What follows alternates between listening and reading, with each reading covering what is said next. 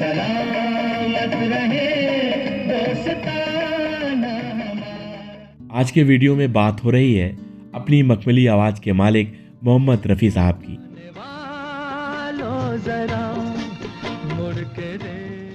और एक नैसर्गिक प्रतिभा की धनी आवाज के मालिक किशोर कुमार साहब। दोनों गायकों के गुजरे कई दशक बीत गए हैं, पर आज भी बॉलीवुड के दर्शकों से उनके पसंदीदा गायक का नाम पूछा जाए तो अधिकतर लोगों की जुबान पर रफ़ी साहब और किशोर दा का ही नाम आएगा। हाँ, हमेशा ही इस बात पर बहस जरूर होती रही कि इन दोनों गायकों में बेहतर गायक आखिर कौन है। कुछ लोग तो ये भी कहते हैं कि ये दोनों गायक एक दूसरे को बिल्कुल भी पसंद नहीं करते थे। कहीं कहीं कहानियां तो ये भी सुनने को मिलती हैं कि मोहम्मद रफ़ी साहब ने किशोर दा के गाने को कैसे चालाकी से हड़प लिया था, और जिस किशोर और रफ़ी की दोस्ती की लोग मिसालें दिया करते थे, उनकी दोस्ती में दरार पड़ गई। तो क्या है पूरी कहानी? क्या ये दोनों गायक आपस में अच्छे दोस्त थे? क्या ये दोनों गायक आपस में एक दूसरे से बेहद नफरत करते थे? आइए इस वीडियो में पूरा जानते हैं। नमस्कार दोस्तों, स्वागत है आप सभी का आपके अपने favourite YouTube channel beautiful Bollywood में। कहा जाए तो किशोर कुमार एक कुदरती आवाज के गायक थे। बोले संगीत का पहला सुर होता है सा। किशोर कुमार ने कभी कोई संगीत की शिक्षा नहीं ली। वहीं अपनी मखमली आवाज के लिए जाने जाने वाले रफ़ी साहब ने बकायदा संगीत की तालीम ली थी।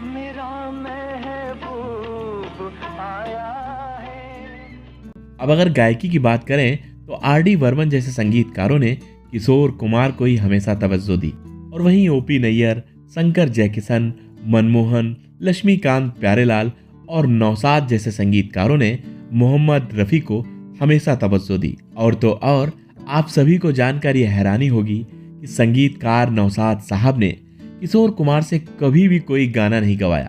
ऐसा नहीं कि नौशाद साहब को किशोर कुमार की आवाज पसंद ही नहीं थी, या ये कह दें कि नौशाद साहब और किशोर जी की कोई आपसी दुश्मनी या झगड़ा था। बस कारण यही था कि नौशाद साहब जिस तरीके का संगीत बनाते, उसके लिए शास्त्रीय संगीत में निपुण होना बेहद जरूरी था। हाँ, कुछ पत्रिकाओं में जरूर पढ़ने को मिला कि नौशाद साहब ने किशोर कुमार से एक गाना रिकॉर्ड करवाया था, पर कुछ कारणोंवश वो गाना कभी रिलीज ही नहीं हो पाया। तो चलिए अब किशोर दा और मोहम्मद रफ़ी साहब की दोस्ती और दुश्मनी की बात कर लें। तो एक समय वो था जब किशोर कुमार साहब ने अपनी फिल्म रागनी के लिए संगीतकार ओ.पी. नैयर को सुझाव दिया कि उनके लिए जो गीत रिकॉर्ड हो उसमें आवाज रफ़ी साहब दें, पर रफ़ी साहब इस गाने को गाने के लिए राजी नहीं थे।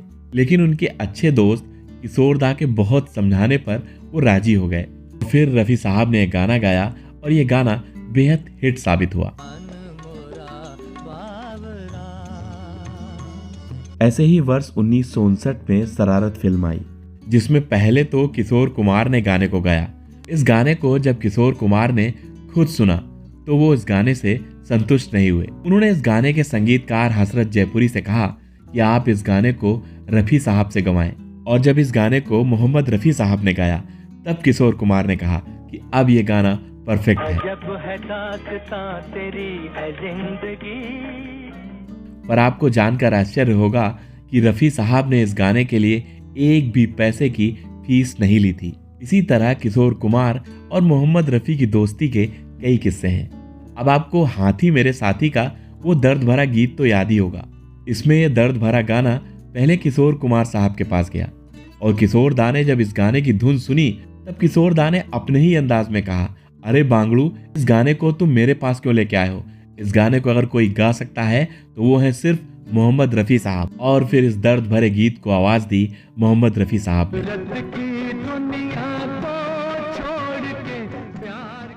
वैसा नहीं कि सिर्फ किशोर कुमार के गानों को ही रफ़ी साहब ने गाया।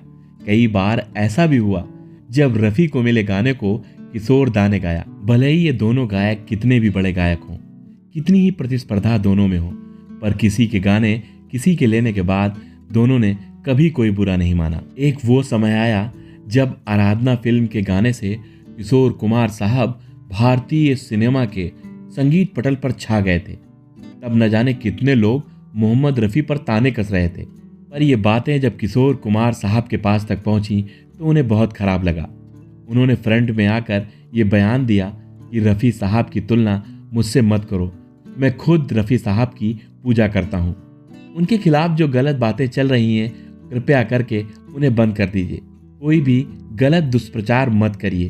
तो इससे साबित होता है कि बेहद प्रतिस्पर्धा के दौर में भी इन दोनों की दोस्ती बेमिसाल थी। हाँ, इस दोस्ती को दोनों ने हमेशा ही निभाया।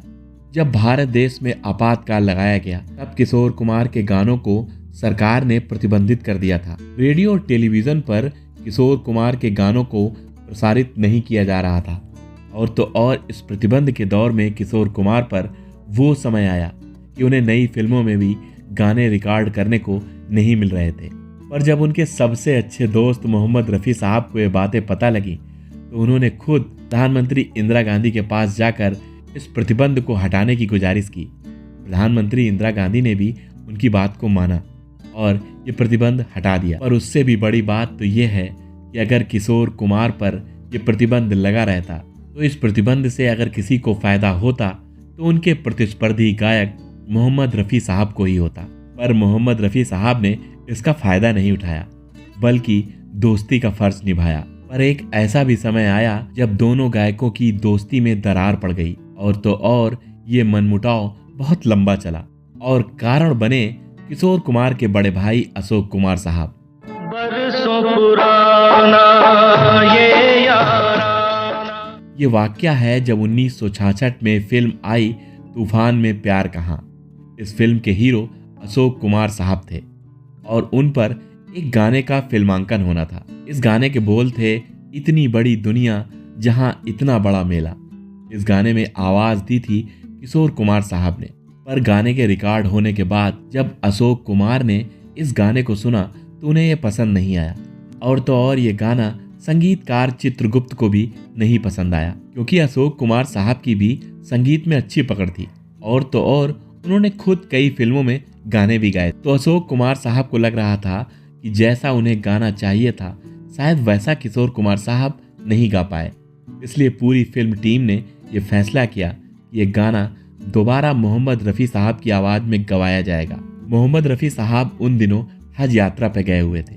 जब वो वापस आए तो उनसे इस गाने को गाने की गुजारिश की गई, पर रफ़ी साहब को ये नहीं बताया गया ये गाना पहले किशोर कुमार साहब गा चुके हैं और रफ़ी साहब की आवाज़ में ये गाना रिकॉर्ड हुआ और फिल्म में आया। ये गाना बहुत बड़ा हिट साबित हुआ।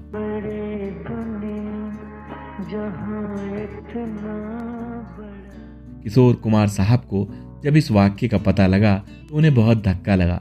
किशोर दा को लगा कि रफ़ी साहब ने उनके गाने को हड़प लिया। अब किशोर कुमार साहब की नाराज़गी रफ़ी साहब से हो गई थी और तो और वो अपने बड़े भाई अशोक कुमार और पूरी फिल्म टीम से नाराज थे। पर रफ़ी साहब ने कभी किशोर कुमार साहब से कोई नाराज़गी नहीं रखी। सलामत रहे दोस्ताना हमारा। आखिर दो दोस्त कितने दिनों तक अलग रह सकते थे।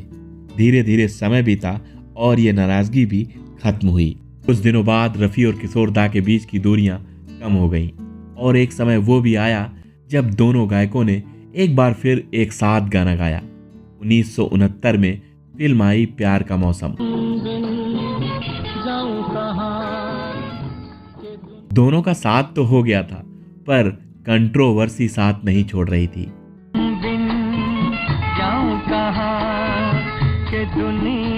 सभी जगह सिर्फ यही बहस छिड़ चुकी थी कि इस गाने को ज्यादा अच्छा, ज्यादा सुरीला किसने गाया है। हाँ, इस वर्ष का film fair award Kishore Kumar साहब को मिला।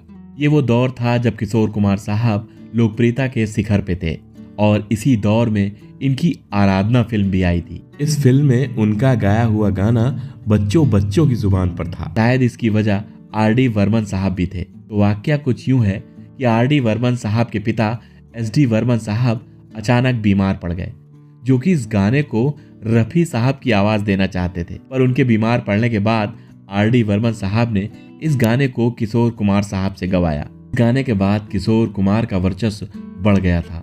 रे सपनों की रानी कब आएगी तू, आई रुत मस्त। शायद इसकी वजह यह भी थी कि रफी साहब उस दौरान हज यात्रा पर गए हुए थे। आई रुत मस्तानी कब आएगी तू। हज यात्रा से लौट के आने के बाद उन्होंने गायकी त्याग दी थी। बताते हैं वहां मिस्र के शाही इमाम मुफ्ती अल अजहर ने उन्हें फिल्मों में न गाने की हिदायत दी थी और इमाम साहब ने उनसे सख्त तौर पर कहा था कि इस्लाम में गायकी को हराम माना जाता है। रफ़ी साहब वैसे भी एक सीधे, सच्चे और ईमानदार इंसान थे। जब वो हज यात्रा से वापस आए उन्होंने गाना छोड़ दिया। अब पूरी फिल्म इंडस्ट्री हैरान रह गई। सभी के लिए ये एक बहुत बड़ी बात थी। सभी ने उन्हें खूब मनाया। बड़े बड़े निर्माता, निर्देशक, यहाँ तक कि सभी संगीतकारों ने उनसे बहुत मिन्नत की, पर रफ़ी साहब मानने को तैयार नहीं थे। फिल्म इंडस्ट्री को दूसरा ऑप्शन चाहिए था और ये दूसरा ऑप्शन बने किशोर कुमार साहब। ये वही समय था जब राजेश खन्ना और किशोर कुमार की जोड़ी ने लगातार कई बेमिसाल गाने दिए।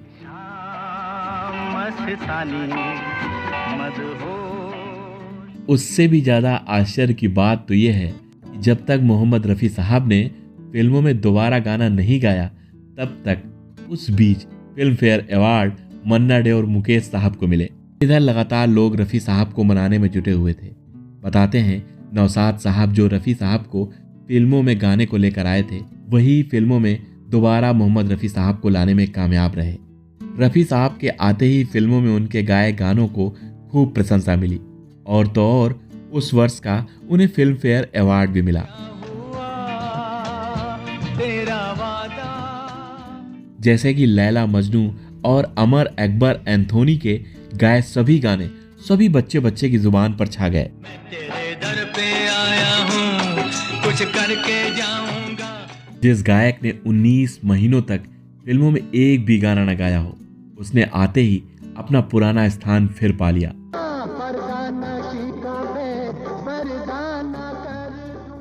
मोहम्मद रफ़ी साहब जब तक रहे उन्होंने गाना गाना नहीं छोड़ा, पर अफसोस रफ़ी साहब उसके बाद बहुत दिनों तक इस दुनिया में नहीं रहे। 31 जुलाई 1980 को उन्हें दिल का दौरा पड़ा और वो इस दुनिया को छोड़कर चले गए।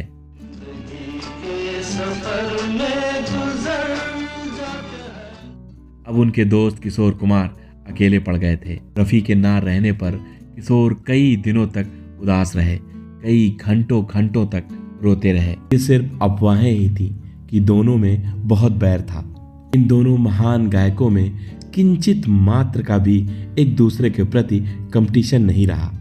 ये दोनों गायक अपनी अपनी गायकी में महान थे। वैसे आप बताइएगा कि किशोर दा और मोहम्मद रफ़ी साहब का नाम सुनते ही आपके कानों में उनका कौन सा गाना गुनगुनाने लगता है? कभी अकेले में जब आप संगीत सुनना पसंद करते हैं तो किस गायक के गाने अधिक सुनते हैं? वो गाना जरूर बताइएगा कि जिस गाने में मोहम्मद रफ़ी और किशोर कुमार दोनों ने एक साथ गाया है। और अगर आपको ये छोटा सा वीडियो अच्छा लगा हो तो प्लीज़ लाइक ज़रूर करिएगा। आपका एक लाइक हमारे इस 10-15 मिनट के वीडियो में की गई 10 से 20 घंटों की मेहनत को प्रोत्साहित करता है। चलिए मिलते हैं अगले किसी वीडियो में। जय हिंद, जय भारत।